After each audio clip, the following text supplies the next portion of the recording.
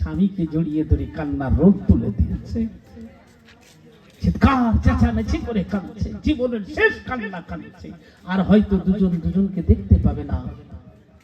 স্বামী কাঁদে, বিবি রে। এই মুহূর্তে আবু বকর ইবনে খাবারের লোকজন যদি দেখতে পায়, এই মুহূর্তে আবু বকর ইবনে খাবারের লোকজন যদি আমায় দেখতে পায়, ওরে বিবি, এখনই তারা লুটতারা চালাবে। আমি দিতে অবাধ্য হলে তারা আমার প্রতি ছুরিকাঘাত করবে, তরবারির আঘাত করবে, আমার মাথাটা ধর থেকে আলাদা করে দেবে রে বিবি। তোমাকে নিয়ে পালিয়ে যাবে তারা, তোমাকে তারা ভোগ বিলাসের পাত্রী বানাবি। এমনি করে স্বামীও যখন কান্না শুরু করে দিয়েছে, বিবিও স্বামীকে জড়িয়ে ধরে চিৎকার করে কাঁদে আর বলে, স্বামী রে, ওগো স্বামী, শুনে রেখে দাও।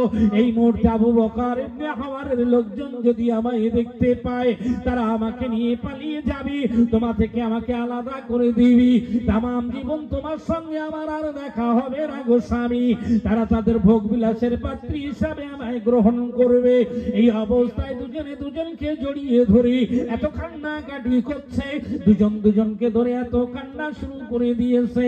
ও মুসলমানেরা, ওই অবস্থায় দুজনের কান্না আর রোল যেন মনে স্তব্ধ হয়ে গিয়েছে। এত কাঁদছে, জীবনের মায়া, না জানি এখনই শেষ হয়ে যাব। আবু বকর ইবনে খাবার আমাদের তরবারি দিয়ে মাথা থেকে ধরটা আলাদা করে দিবি। কি হবে বুঝতে পারছি না, কি হবে বুঝতে পারছি না, কি হবে। কিন্তু যে গাছের গোড়ায় ওরা দুজনা কান্নাকাটি করছে, ওই গাছের উপরে আবু বকর ইবনে খাবার লুকিয়ে রয়েছে। আবু বকর ইবনে খাবার চিন্তা করছে যে তাই তো, এরা দুজন দুজনকে জড়িয়ে ধরে কি বলা বলি করে, কিসের কান্না কাঁদে এরা। কানটা একটু নিচু করে দিয়েছে, কানটা নিচু করে দিয়ে আবু বকর ইবনে খাবার শুনছে স্বামী তার স্ত্রীকে, স্ত্রী তার স্বামীকে জড়িয়ে ধরে কান্নার রোল তুলে দিয়েছে, চিৎকার করা কান্না। স্বামী, এই মুহূর্তে আবু বকর ইবনে খাবারের লোকজন যদি দেখতে পায়, এই মুহূর্তে যদি আবু বকর ইবনে খাবারের লোকজন দেখতে পায়, আমার উপরে হামলা চালিয়ে দিবি। এখনই তারা আমাকে জঙ্গলে নিয়ে যাবি, তারা তাদের ভোগ বিলাসের পাত্রী হিসেবে আমায় বেছে নেবে গো স্বামী। তামাম জীবন তোমার সঙ্গে আমার দেখা হবে না। স্বামীও চিৎকার করে কাঁদে, বিবি রে। এই মুহূর্তে যদি আবু বকর ইবনে খাবারের লোকজন দেখতে পায়, আমার কাছে তারা লুটতারাজ চালাবি, আমার মাথা থেকে দরটা আলাদা করে দিবি, তোমার সঙ্গে জীবনে আমার আর দেখা হবে না। দুজন দুজনকে জড়িয়ে ধরে কাঁদছে, আর আবু বকর তাদের বাক্যালাপটা নিজে কানে শুনছেন। শুনতে শুনতে বলছে, আরে এরা আমার ভয়ে কাঁদছে। আমি আবু বকর, না জানি মানুষের কাছে কত ঘৃণার পাত্র। আমি আবু বকর, না জানি মানুষের কাছে কত তাচ্ছিল্যের পাত্র। মানুষ আমাকে দেখে ভয় পায়, আমাকে দেখে ঘৃণা করে, আমাকে দেখে ঘৃণা করে। আবু বকরের টনক নড়ে গেল। ইস,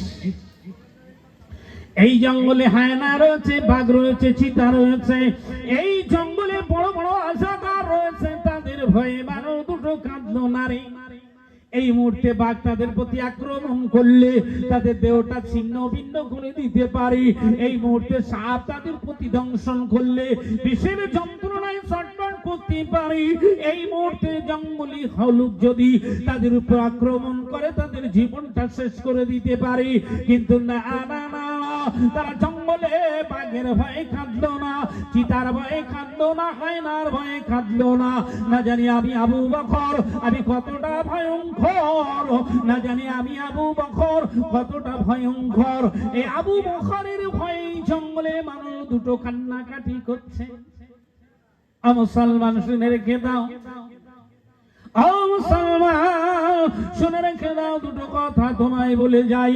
আবু বকর ওই সময় আল্লাহর দরবারে চিৎকার করে বললেন, আল্লাহ, ও পরবর্তীকার আলাম, এই মানুষ দুটো এই জঙ্গলে হায়নার ভয়ে কাঁদে না, চিতার ভয়ে কাঁদে না।